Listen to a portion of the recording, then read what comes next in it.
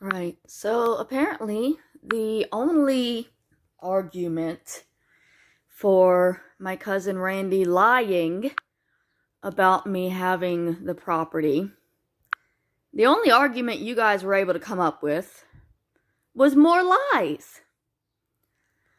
Let's see. So I think you might have forgotten your video entitled I Should Want More, where you talk for 15 minutes about how you aren't doing your paperwork for housing because you're happy in the truck.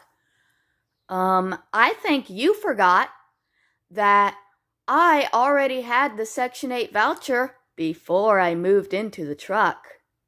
I had already done all of the paperwork for my housing before I moved into the truck. I was just looking for the apartment, and it took a long time before I found it. So, y'all are lying again, saying that I didn't even bother to fill out the housing paperwork. I'm in housing. How am I in housing now if I didn't even bother to fill it out? Well, you could have applied for housing assistance, but you didn't apply for it. You decided to live in a truck on church property for several months. Again, I had the Section 8 voucher before I moved into the truck.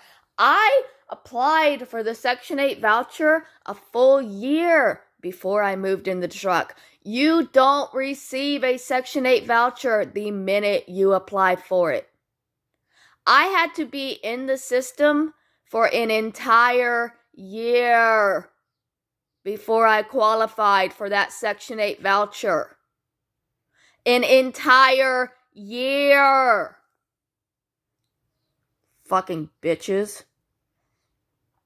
And no, the value of a house did not drop from $1 million to $150,000. The value of a large piece of property dropped.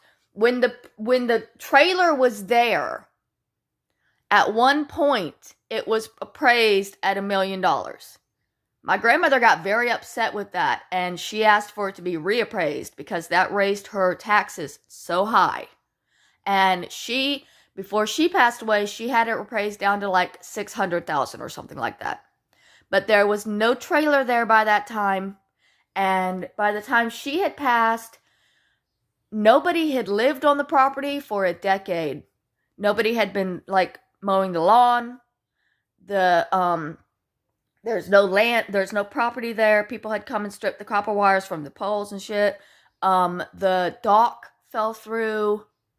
The hurricanes come every year and the water rises and it takes a little bit of the land away because it started with like 4 acres decades ago and now we're down to like 3. So no, it wasn't that we damaged this house so terribly that it went from $1 million to $150,000. It's that over the last 2 decades, the trailer has been taken away. The water has risen up and taken the land. The trees and the grass have grown up to where it's wildlife out there and property value has decreased.